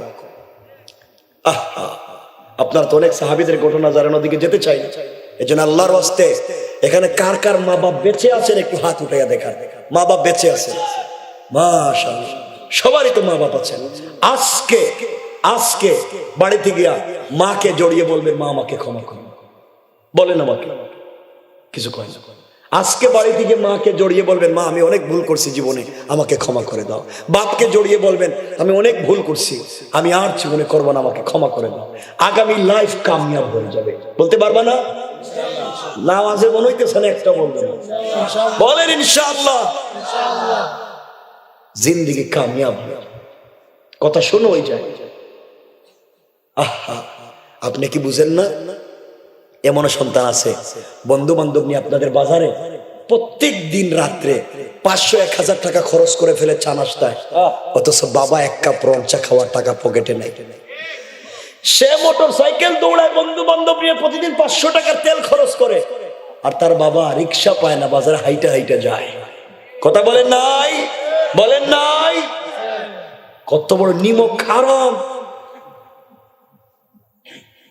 কি আশা করে এরা জান্নাতে? আমি যেগুলো বলতেছি এগুলো ভুল বলতেছি? আল্লাহ আমাদেরকে হেফাজত করুন। আপনার কি মনে আসে না, ও যুবক যাদের বাচ্চা আছে ছোট ছোট, এমন এক দুইজন হাত উঠান তো দেখি, ছোট ছোট বাচ্চা আছে 5-7 বছরের, অনেক মাস, কত কত মানুষের বাচ্চা আছে দেখি। আচ্ছা কন্ত রাত্র হইলে আপনার বাচ্চাকে কুলে নিয়ে ঘুমাইতে আপনার ভাল লাগে না? হ্যাঁ, আপনার বাচ্চাকে কুলে না জড়ালে কি আপনার ভাল লাগে? একটা চুম্বন না দিলে ভাল লাগে না? আপনার কি চিন্তা হয় না? সেম আমার মা বাপ, আমরা যেভাবে স্বামী স্ত্রী আমাদের বাচ্চাকে মধ্যখানে শোয়াইয়া কি আনন্দে আত্মহারা হয়ে ঘুমাই, আমার মা বাপ তো সেম আমাকে রেখেই তো ঘুমাইছিল, সেম তো আমাকে ওখানে রাখছিল, আমাকে নিয়ে তো এত আনন্দ করছিল। কেমনে তুমি বেঈমান আর নিমক হারামের মতো তোমার বাচ্চারা নিয়ে আনন্দ করছে? একবার কেন মনে করো না, মা বাপ তো আমার এমন করছিল, ঘুম থেকে লাফ দিয়ে উঠো, মায়ের ঘরে যাও, বাবার ঘরে যাও, বাবা আমি তোমার কাছে আজকে থাকতে চাই, আজকে মা তোমার সাথে থাকতে চাই। দেখো না, মায়ের দিল খুলে যাবে, মা তোমার জন্য দিল খুলে দোয়া করবে, পুরো লাইফ তো কামিয়াব হয়ে যাবে। কি চাও তুমি? আমার এই কথাগুলো মনে রাখো, এই ভাঙ্গা ভাঙ্গা কথা তোমাদের মনে রাখো। পারবা না এগুলো ইনশাআল্লাহ? বলো না ইনশাআল্লাহ? জীবনে দেখবা সফলতা কার না। কথাগুলো দিল দিয়ে শোনেন, কষ্ট নিচ্ছেন, একটু হাত তুলে দেখান তো দেখি কার কার অসুবিধা হইতেছে। অসুবিধা তো আমার হইতেছে রে, আমার যে কি কষ্ট। আমি বেশি লম্বা করবো না, 11:30টার ভিতরে শেষ করে দিই। এক ঘন্টার উপরে হয়ে রয়েছে, কিন্তু আমি 11:30টা রেখে দিতে চেষ্টা করবো, লম্বা করবো না। আপনারা বসেন, খুব কষ্ট করে কথাগুলো বলতেছি। কষ্ট হচ্ছে? অসুবিধা হয়? একজন উঠবেন, মনে করবো আপনি এই শ্বশুর বাড়ির কামলা, বলেন। আপনি উঠলেই মনে করবো আপনি হে কামলা, শ্বশুর বাড়ি যান, মা বাপরে বাদ দিয়া। মানে উঠেন দেখি তো কেউ উঠে, এটা তো বিয়ে করে নাই, এটা তো বাচ্চা, এটা বিয়ে করে নাই। আমার মুসলমান বন্ধুগণ, কথাগুলা দিল দিয়া শুনেন, সামনে কি বলতে চাই, কথাগুলা দিল দিয়া শুনেন কি বলতে চাই। কথা যেহেতু মা বাপের চলে এসেছে, 1 মিনিটে বলে দেই।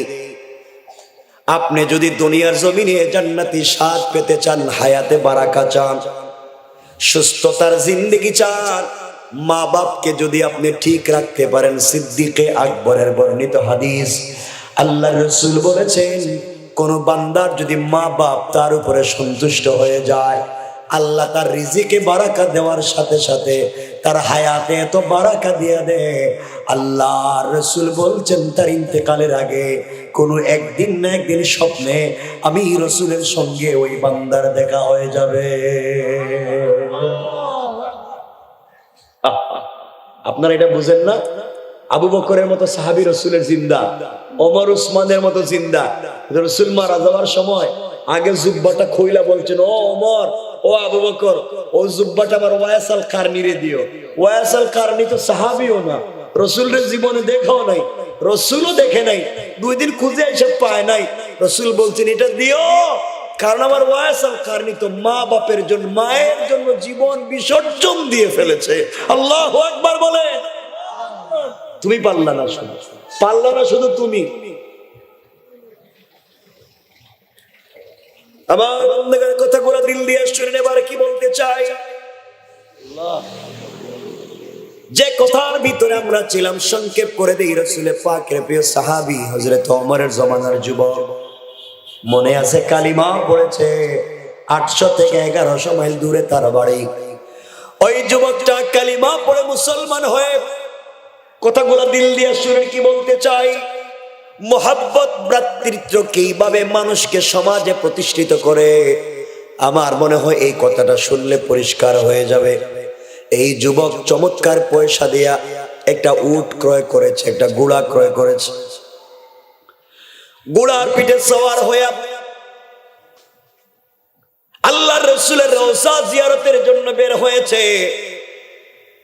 যুবকের মনে একটাই আশা, হারে রসুলকে তো দুনিয়ার জমিনে জিন্দা দেখি নাই, আমি রসুলের রওজার সামনে দাঁড়াবো আর বলবো, ইয়া রাসূলুল্লাহ, আমি যে তোমার পাগলা উম্মত, আমি যে তোমার আশিক, তোমাকে না দেখে তোমার চরিত্রের কথা শুনে কালিমা পড়ে মুসলমান হয়েছি।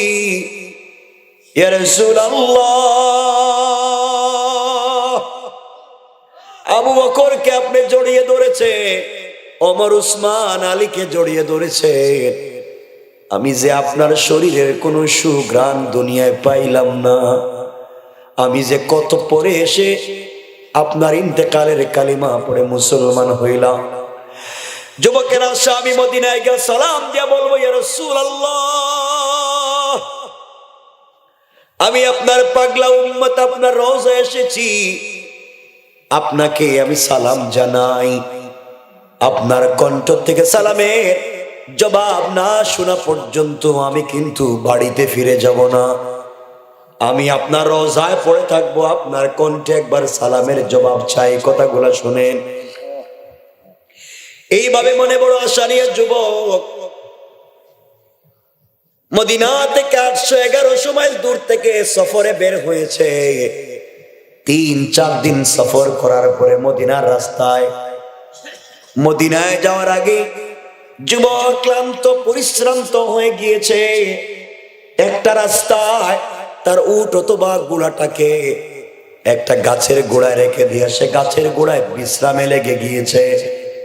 লম্বা সফর, মদিনায় যাব, তার মনে কত আশা। যুবক চিন্তা করো, আহারে জীবনে মদিনায় যাই নাই, এই মদিনার অলিতে গলিতে আমার প্রিয় হাবিব তার পা মুবারক দিয়ে হাঁটছে, আমার রাসূল মদিনায় হাঁটছে, এই মদিনার ধুলিকণা পাথরগুলো আমার রাসূলকে দাঁড়াইয়া সালাম দিয়েছে, এই মদিনার আসমানের মেঘমালা আমার রাসূলকে সারা দিন রাস্তায় হাঁটার সময় ছায়া দিয়েছে, মদিনার কত পশু পাখি আমার রাসূলকে সালাম দিয়েছে। এই এলাকায় তো রাসূল কতদিন হাঁটলেন, আমি আজকে প্রিয় হাবিবের মদিনায় যাই, মদিনায় হাবিব ইন্তেকাল করে রওজায় শুয়ে আছে, আজ মন খুলে হাবিবকে সালাম দিব, আমার মনে কত আনন্দ। এগুলা নিয়ে যুবক যখন শুয়ে পড়েছে ক্লান্ত, তার উট অথবা ঘোড়া মালিককে ঘুমে দেখে পাশের মধ্যে ছিল একজন বৃদ্ধ মানুষের ক্ষেত, বৃদ্ধ মানুষের কাজ ছিল, খামার ছিল, ওই খামারে গিয়ে খেতে গিয়ে তার সবগুলা খাবার ক্ষেত নষ্ট করে ফেলেছে, কিছু খেয়ে ফেলেছে। সন্ধ্যার সময় ওই ক্ষেতের মালিক একজন মুরব্বী এসে দেখেছে তার জমিনের পুরো খামারের ক্ষেত গুলা নষ্ট করে দিয়েছে, একটা উট অথবা ঘোড়াকে তার জমিনে পেয়েছে, হাতের মধ্যে লোহার মুগুর দিয়ে আঘাত করে করে উট অথবা ঘোড়াটাকে সে হত্যা করে ফেলেছে রাগে। আমার জমিনে একটু মাত্র জমি, এই ক্ষেতের পয়সা দিয়ে পুরো বছর পরিবার চালাই, আজ আমার কিছুই নাই, সবই প্রাণী নষ্ট করে দিয়েছে, সেও তাকে হত্যা করে ফেলেছে। কিছুক্ষণ পর ওই যুবকের ঘুম ভেঙে গিয়েছে, ঘুম ভাঙ্গার পরে রেখে তার উট রাস্তার পাশে মরে পড়ে আছে, পাশের মধ্যে একজন মুরব্বী দাঁড়াই আছে, ডাক দিয়া বলে, আঙ্কেল আপনি এখানে দাঁড়াই আছেন কেন, আমাকে বলেন, আর আমার উটটা বা কে মারছে তাও আমাকে বলেন। মুরব্বী ডাক দিয়া বলতেছে, যুবক রে, কার উট আমি চিনি না, এই যে আমার জমিনের খাবার নষ্ট করে ফেলেছে, আর কিছু নাই, এই জন্য আমি উটটাকে মেরে ফেলেছি।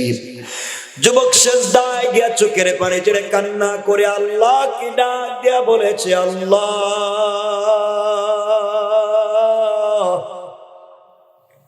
আমি না উট ক্রয় করেছিলাম, মদিনায় যাব, রাসূলের রওজা জিয়ারত করব, এই মনে বড় আশা, আজ আমার উট মেরে ফেলেছে, আমি কেমনে যাব, যাওয়ার যে আর কোনো বাহন নাই। আমি কি রাসূলের রওজায় জীবনে একবারও সালাম দিতে পারবো না? আমি কেমনে জীবন চালাই? আমি না রাসূলের রওজায় যেতে হবে। যুবক কাঁদতে কাঁদতে মুরব্বির হাত থেকে লোহার গদা মুগুর এনে মুরব্বিরেও আঘাত করে করে জায়গায় মেরে ফেলছে। কারণ সে আশেক, তার ভিতরে বড় আবেগ। তুমি আমার উট মারছো, আমি কেমনে মদিনায় যাব? কি আশেক, রাসূলের প্রতি কি ভালোবাসা! কিছুক্ষণ পরে তার হুঁশ এসেছে, আমি কি করলাম? উটের বদলা তো মানুষ হত্যা করা যায় না, আমি কেমনে উটের বদলা একজন মানুষকে হত্যা করলাম? মানুষ হত্যা করে তো প্রিয় হাবিবের কাছে গেলে কোনো লাভ নাই। নবীজি যদি বলেও আসে অন্যায় ভাবে উটের বদলা একজন মানুষকে মারছো, তুমি কেন আমার কাছে আইছো? তোমার কোনো শাফাত সুপারিশ নাই।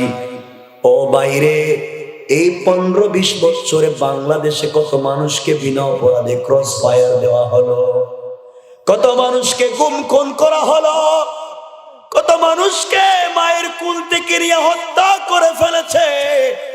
আল্লাহর আদালতে বিচার দিলাম, সবগুলোর বিচার একদিন হবে, কোন ঠিক কিনা? আমার বন্ধুগণ, যুবক চিন্তায় পড়ে গেছে, করলাম কি? না না, আমি এখান থেকে পলায়ন করব না। আমি যদি পলায়ন করি, কেউ পৃথিবীর আমাকে ধরতে পারবে না। এই মুরব্বীর বিচারও আমার উপরে কেউ করতে পারবে না। কিন্তু আজ না হয়ে কাল তো মরলে আল্লাহর আদালতে দাঁড়াতে হবে। আল্লাহর সামনে থেকে তো পলায়নের সুযোগ নাই। যুবক সিদ্ধান্ত নিল, আমি পলায়ন করব না, আমি এখানে দাঁড়াইয়া থাকব। ওই বৃদ্ধ মানুষটার যদি কোনো সন্তান থাকে, সন্ধ্যার সময় যদি তাকে খুঁজতে আসে, আমাকে পায়, আমি তাদেরকে জানাইয়া দিব, আমি তোদের বাপকে মারছি, হত্যার বিচার তোমরা আমাকে হত্যা করো, আমার যায় আসে না। এরপরেও অপরাধের শাস্তি দুনিয়ায় পেতে চাই, আখিরাতে আল্লাহর সামনে অপরাধী হিসাবে দাঁড়াতে চাই না। সুবহানাল্লাহ বলেন না? কি চিন্তা যুবকের ভিতরে! বলতো আমি করেই ফেলাইছি, দুনিয়া শাস্তি হয়ে যাক, আখেরাতে যেন বিপদে পড়া না লাগে। দুনিয়া তো কয়েকদিন, আখেরাত তো বহুত লম্বা, বিপদে পড়লে তো শেষ। কথাগুলো দিল দিয়া শুনেন কি বলতে চাই। এক পর্যায়ে সন্ধ্যার সময় মুরব্বীর দুইটা যুবক ছেলে সারাদিন বাবাকে খুঁজে না পাইয়া সন্ধ্যার সময় জমিনের কাছে এসে দেখে তাদের বাবা মরে পড়ে আছে, পাশে একটা উট মরে পড়ে আছে, কাছে একটা যুবক দাঁড়াইয়া দাঁড়াইয়া কাঁদতেছে। জিজ্ঞাসা করে, যুবক রে, আমাদের বাপ রে মারছে কে? কে মারলো? যুবক বলে, আমি মারছি। ওরা চিন্তা করে, মারলো কে, পলায়ন করলো না কেন, এখানে দাঁড়াইয়া আছে কেন? ও যুবক, সত্যি তুমি মারছো? হ্যাঁ আমি মারছি। তাহলে তুমি পলায়ন করলে না কেন? কই না, আমি তোমরা দুই ভাইয়ের অপেক্ষা করতেছি, আমি বলে উটের বদলা তোদের বাপকে মেরে ফেলছি, এখন তোমরা এর বিচার যেভাবে চাইবে আমি সেভাবেই রাজি। সবাই তারা বলছে, চলো তোমাকে নিয়ে মদিনায় ওমরের দরবারে চলো, ওমরে যে বিচার করবেন সেই বিচারে রাজি। যুবক বলছে, ওমরের বিচারে তোদের বাবার বদলা যদি আমাকে হত্যা করে রে, আমিও এই মৃত্যুতে রাজি, এরপরেও মরার পরে অপরাধ নিয়ে মরতে চাই না। সুবহানাল্লাহ বলেন না? চিন্তা করেন, ইসলাম আর রাসূলের ভালোবাসা। একটা যুবককে কেউ নাই, এরপর দাঁড় করে রাখাই দিছে, কই না আমি ভাগবো না, আমি ভাগতে পারি না, আল্লাহর আদালতে তো জবাব দিতে হবে। চিন্তা করেন, কথা কি বুঝতেছেন আমার যুবকেরা? বুঝো। এক পর্যায়ে এই যুবকটাকে সংক্ষেপ করে বলি, ওমরের দরবারে হাজির করা হলো। ওমর সকল সাহাবীকে মসজিদে নববীতে ডাকলেন। যুবকটাকে বললেন, তুমি তাদের বাপকে কি মারছো? কয় হ্যাঁ আমি মারছি। আবার জিজ্ঞাসা করলেন, মারছো? কয় আমি মারছি। কোনো সাক্ষী লাগবে না, আমি সাক্ষী দিচ্ছি আমি মারছি, আর কোনো সাক্ষী নাই। ওমর বলছেন, তুমি যে কথা বলছো তোমাকে যখন হত্যা করা হবে, এটা কি তুমি জানো? এটা আমি জানি। তুমি জানো তোমাকে হত্যা করা হবে, এরপরও স্বীকার করছো। কেন স্বীকার করছো বলো? বলে আমি একজন পাগলা আশিকে রাসূল, আমি রাসূলকে দিল থেকে ভালোবাসি। আমি নবীজিকে সালাম দেওয়ার জন্য একটা উট ক্রয় করেছিলাম, রাসূলের রওজায় আসবো। এই মুরব্বী আমার উটটা মেরে ফেলেছে, আমি সহ্য করতে পারি না, এই জন্য মুরব্বীরেও আমি মেরে ফেলেছি। ওমর বললেন তোমার উট মেরে ফেলেছে, উটের বদলায় একটা উট দিয়ে দিলেই তো হয়ে যাইতো, তুমি কেন তাদের বাপকে মারছো? এখন তোমাকে তো মারা হবে। যুবক বলতেছে ওমর আমাকে মেরে ফেলেন, আপত্তি নাই, কিন্তু আমাকে একটা মাসের সময় দিয়া দেন, আমি আমার বাড়িতে চলে যাই। আমি ইহুদিদের সঙ্গে কিছু বিজনেস করেছিলাম, লেনদেন বাকি আছে, ওগুলা মিটাইয়া 1 মাসের ভিতরে আপনার দরবারে হাজির হয়ে যাব। ওমর বললেন ফাঁসির আসামিকে ছেড়ে দিলে আবার যে পাওয়া যাবে এর কোনো গ্যারান্টি নাই। তুমি যদি কোনো এই জায়গায় যাওয়ার আগে জিম্মাদার জামিন দিয়া যদি যেতে পারো, তাহলেই তোমাকে ছাড়া হবে। যুবক বলছে খলিফাতুল মুসলিমিন আমিরুল মুমিনিন, এই মদিনায় আমার ভাই নাই, আমার যদি মায়ের পেটের একটা ভাই থাকতো, ভাই আমার জামিন হয়ে যাইতো, আমারে ছাইড়া দিত। মদিনায় যে আমার একটা ভাই নাই, মদিনায় যদি আমার বোন থাকতো, বোন ভাইকে এভাবে মরতে কখনো দিত না। ও খলিফা, মদিনায় যদি আজকে আমার বাবা বেঁচে থাকতেন, আমার বাবা কোনদিন চাইতো না তার সন্তান এভাবে মরে যাক, নিশ্চয় আমার বাবা আমার জিম্মাদার হয়ে যাইতে। মদিনায় আমার বাবাও নাই। ও খলিফা, মদিনায় যদি আমার কলিজার টুকরা মা থাকতে, আমার মা কোনদিন চাইতো না আমি এভাবে মরে যাই, মা জিম্মাদার হইতো। ও খলিফা, মদিনায় আমার মা নাই, আমার বাবা নাই, আমার ভাই নাই, আমার বোন নাই, কিন্তু আমার মন বলছে মদিনায় যদি আমার কলিজার টুকরা প্রিয় হাবিব, আমার কলিজার টুকরা নবীজি মদিনায় বেঁচে থাকতে, আমার রাসূল আমার জিম্মাদার হয়ে যাইতেন। আমার নবীজি চাইতো না তার পাগলা উম্মত জাহান্নামে যাক। ওমর, মদিনায় নবীজিও নাই, আমার কেউ নাই, তুমি আমাকে মাইরা ফালাইবা, আমি বাড়িতে গিয়া ঋণ দিতে পারলাম না, কিয়ামতের দিন কি জবাব দেব? ওমর বলছেন ইসলামের বিচার তো জিম্মাদার ছাড়া হয় না, আর আমি ওমর ইসলামের ল ছাড়া আর কিছুই বুঝি না। জল্লাদকে ডাকা হলো, পুরা মদিনার মধ্যে কান্নার রোল পড়ে গেলে তো ভদ্র ভালো মানুষে আশেক রাসূল আজ নবীজির রওজা জিয়ারতের জন্য এসেছিল, এখন তাকে হত্যা করা হবে। যুবক বলে ওমর, আমাকে মারবার আগে আমার হাত পা বাঁধো, আমাকে বেঁধে টেনে টেনে একবার আমাকে রাসূলের রওজায় নিয়ে যাও। যেই রাসূলের রওজা জিয়ারতের জন্য ঘর থেকে বের হয়েছি, যেই রাসূলের প্রেমে পাগল হয়ে আমি এত ঘটনা সাজিয়েছি, সেই রাসূলের রওজায় আমাকে নিয়ে যাও। আমি কান্না করে বলবো ইয়া রাসূলুল্লাহ, ও পয়গম্বর আরবি, আমি যে তোমার পাগলা উম্মত ভুল করে ফেলছি। ওমর স্বেচ্ছায় আমাকে, আমি স্বেচ্ছায় ওমরের দরবারে এসেছি, আমার কিছু ঋণ ছিল, কেউ জিম্মাদার হইল না, কিয়ামতের দিন কিন্তু তুমি আমার জিম্মাদার হয়ে আমারে ছাড়াইয়া দিও। আমি রাসূলকে সালাম দিতে চাই, তোমরা আমাকে রাসূলের রওজায় নিয়ে যাও। জল্লাদ হাজির হয়ে গলায় ছুরি চালাইয়া টান দিবে, এমন সময় মসজিদ নববীর পিছন থেকে একটা যুবক হাত উঠাইয়া ওমরকে ডাক দিয়া বলছে, ওমর, এই যুবকের গলায় ছুরি চালাইও না, এই মুহূর্ত থেকে 1 মাসের জন্য আমি এই যুবকের জিম্মাদার হয়ে গেলাম। আল্লাহু আকবার। ওমর আশ্চর্য হয়ে গেলেন, কে রে কে? এই মানুষের ভিড়ে কে যুবকের জিম্মাদার হইল? আসো না, কাছে আসো, কে যুবক তোমাকে চিনি।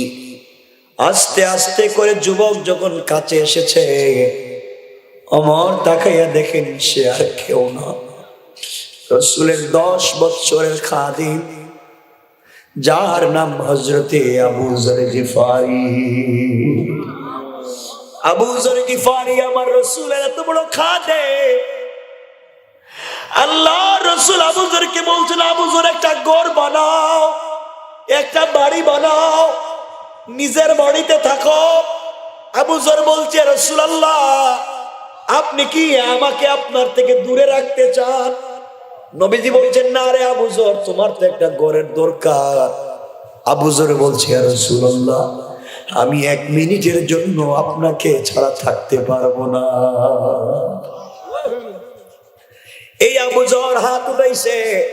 ওমর বলছেন, ভাই আবু যর, তুমি কি জানো এমন একটা অপরিচিত যুবকের জিম্মাদার তুমি কেমনে হইছ?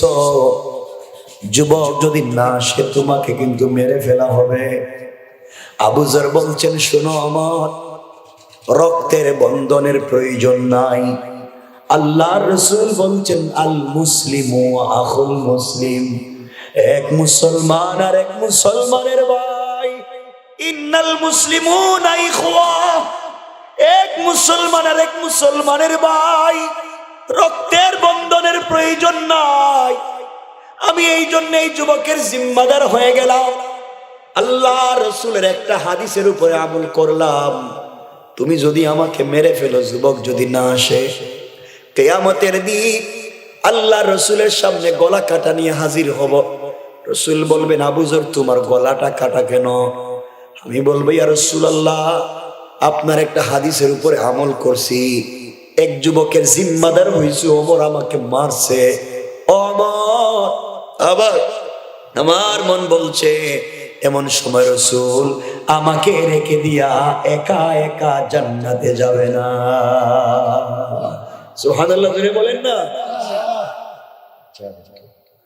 আমার বন্ধুগণ, কথাগুলো দিল দিয়ে শুনুন, সংক্ষেপ করে নেই। কষ্ট হচ্ছে? 11:30 হয়ে গেছে, 1.25 ঘন্টা হয়ে গেছে কাছাকাছি। আর এই যে গলা নিয়ে যে এই মাইকে যে কথা বলতেছি, অসুবিধা হইতেছে আপনাদের? লম্বা হয়ে যাইতেছে, কষ্ট হয়, অসুবিধা হয়। আমার বন্ধুগণ, কথাগুলা দিল দিয়া শুনেন। এবার কি বলতে চাই, মনোযোগ দিয়া মূল কথাগুলো শুনেন। হযরত ওমর যুবকটাকে 1 মাসের ছুটি দিয়ে দিলেন আর বলছেন, ভাই যাও, আগামী আরবি মাসের প্রথম শুক্রবার জুমার নামাজ মদিনার মসজিদে পড়বা। যদি তোমাকে না পাওয়া যায়, তোমার জিম্মাদার আবু যর গিফারিকে হত্যা করা হবে। যুবক তার বাড়িতে চলে গিয়েছে। বাড়িতে গিয়া তার সম্পত্তি বিক্রি করে ইহুদির ঋণ পরিশোধ করছে। ইহুদির ঋণ পরিশোধ করে বাবার ঘরে গিয়েছে। বাবাকে জড়াইয়া ডাক দিয়া বলেছে, বাবা আর মনে হয় তোমাকে কোনোদিন আব্বা বলে ডাকতে পারবো না। আমি না একটা মানুষকে অন্যায় ভাবে হত্যা করছি, আরেকটা বাইরে জিম্মাদার বানাইয়া আইছি মদিনায়। আমি না গেলে কিন্তু এই বাইরে মেরে ফেলা হবে। আমি পলায়ন করে থাকতে পারবো না। জনমের মতো শেষবার আমাকে বিদায় দিয়া কপালে একটা চুম্বন দিয়ে দাও। এই জীবনে তোমারে আর কোনোদিন আব্বা বলে ডাকতে পারবো না। এইভাবে বাবার কাছ থেকে বিদায় নিয়ে মায়ের কাছে গিয়ে মাকে জড়াইয়া ডাক দিয়া বলেছে, মা, ও মা, কতদিন রাত্রবেলা আমাকে ছাড়া তুমি কোনোদিন খাও নাই, আমার জন্য কত রাত অপেক্ষা করছো। ও মা, জীবনের শেষবার আমাকে খাওয়াইয়া দাও। আর তোমার হাতের খাবার তোমার সন্তান আর বলবে না। মদিনায় চলে যায়, আমাকে ওরা মেরে ফেলবে। মায়ের কাছ থেকে বিদায় নিয়া, বাবার কাছ থেকে বিদায় নিয়া যুবক যখন মদিনার পথে দামি একটা ঘোড়া কিনে ঘোড়ার পিঠে সওয়ার হয়ে দৌড়ায়। আমার বন্ধুগণ, এদিকে মদিনায় জুমার টাইম হয়ে গিয়েছে। জুমার সালাতে খুতবা দিতে ওমর দাঁড়াইয়া মসজিদে খুঁজে যুবকরে পায় না। ওমর খুতবার মধ্যে কান্না করে ডাক দিয়া বলেছে, আল্লাহ, কত মানুষের জীবনে হত্যা করবার অর্ডার দিছি, আজ আমি কেমনে তোমার হাবিব বন্ধুর বন্ধু আবু যরকে হত্যার অর্ডার নামাজের পরে দেওয়া লাগবে? কেমনে আমি তোমার হাবিবের সামনে দাঁড়াবো? আমার যে দাঁড়াবার আর কোন সুযোগ নাই। আল্লাহ, কি বিপদে পড়ছি, আমি তো কিছুই বুঝি না। নামাজ শেষ হয়ে গিয়েছে, পুরা মসজিদ ভরা। আবু যর হাজির। ও আবু যর, তোমার বন্ধু, তুমি যার জিম্মাদার হইলে এত এখনো আসে নাই, এখন যে তোমাকে হত্যা করা লাগবে। আবু যর বলছে, আমার কোনো আপত্তি নাই, একটা বার আমাকে রসুলের রওজায় নিয়ে যাও। আবু যর রসুলের রওজায় গিয়ে চোখের পানি ছেড়ে কান্না করে ডাক দিয়া বলছে, ইয়া রাসূলুল্লাহ, ইয়া হাবিবাল্লাহ, ও পয়গম্বর, আমি না তোমার পাগলা সাহাবী আবু যর, তোমার খাদেম, আমাকে ওমর মেরে ফেলবে, কিছুক্ষণ পরে আমাকে হত্যা করা হবে। ইয়া রাসূলুল্লাহ, মৃত্যুর পরে যেন আপনারে না হারাইয়া যায়, আপনারে ছাড়া যে আমার পৃথিবীতে একটা দিন চলে না, আপনারে হারাইয়া আমি পৃথিবীতে বাঁচতে চাই না। আপনি মারা গেছেন, আমার আর সহ্য হয় না, আখিরাতে আপনারে হারাতে চাই না। কান্না করে আবু যর বাড়ি থেকে সবার কাছ থেকে বিদায় নিয়ে আসে। পুরা মদিনায় যেন কিয়ামত কায়েম হয়েছে। মদিনার নারী পুরুষ গাছপালা সবাই আবু যরের জন্য কান্দে। আবু যরের মতো ভালো মানুষ আর নাই। আমার কেমনে আজকে আবু যরকে মারবে? বাচ্চারা পিছনে পিছনে কান্দে, মদিনার নারী পুরুষ কান্দে, জল্লাদও কান্দে। জল্লাদ বলে, আল্লাহ, জীবনে কত মানুষকে মারছি, কিন্তু আমি আবু যরের গলায় ছুরি যে চালাতে পারবো না। এটা যে রসুলের কলিজার টুকরা খাদেম, কিন্তু আমার কি করার? ওমর যদি অর্ডার করে আমাকে তো মেরে ফেলা লাগবে। ওমর কান্দে আর বলে, আল্লাহ, আমার যে কিছু আর করার নাই, ইসলামের আদালত তো কায়েম করতে হবে।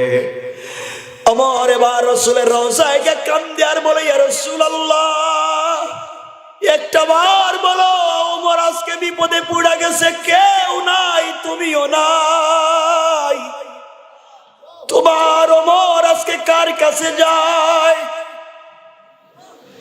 এমন সময় সব আয়োজন শেষ করে আবু যর গিফারিকে যখন শোয়াইয়া দেওয়া হয়েছে, আবু যর গিফারি বলছেন, ওমর, আমি যখন সেজদায় গিয়ে পড়ব সুবহানা রাব্বিয়াল আলা, আল্লাহ বড়, এটা বলবো, আমার গলায় ছুরি চালাইয়া দিও।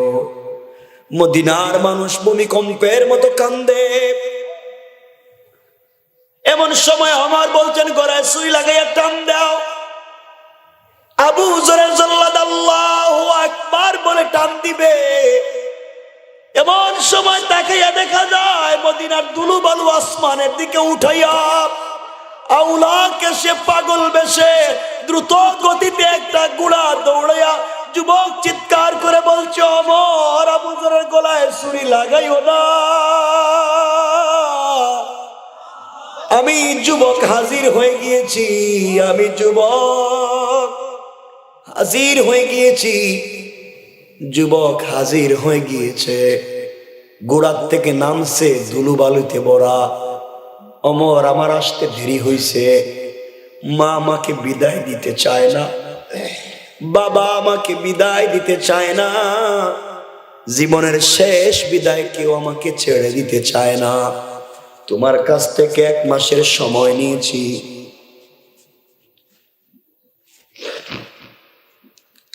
চলে এসেছি, আমার ভাই আবুজরকে তুমি ছেড়ে দাও।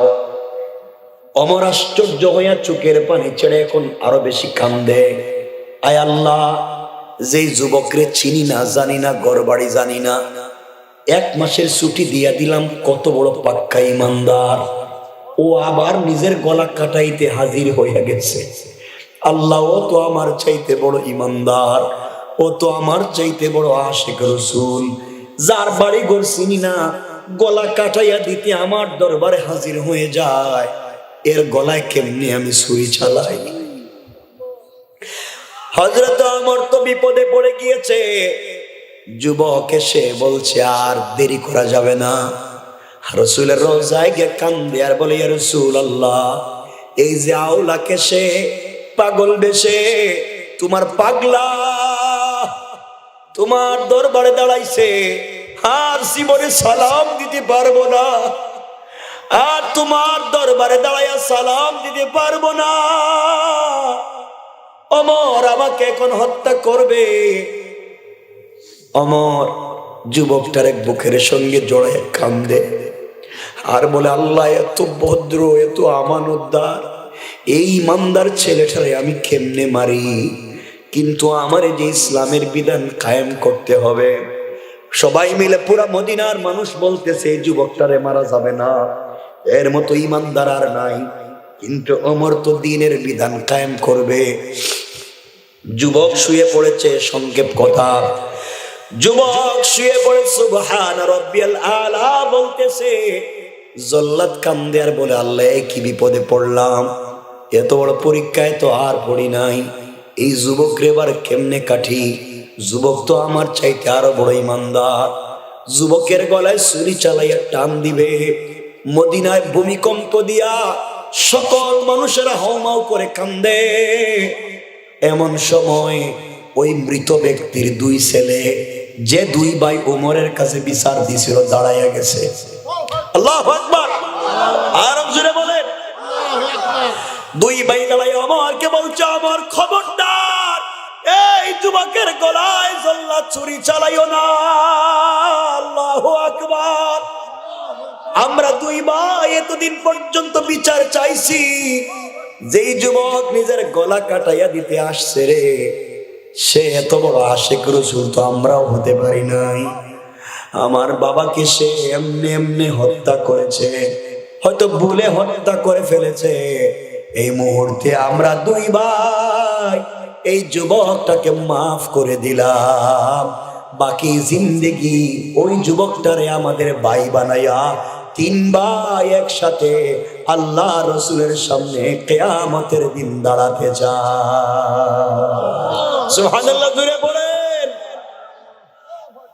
কি ঈমান, কি ঈমান আর কি রসুলের প্রতি ভালোবাসা চিন্তা করে।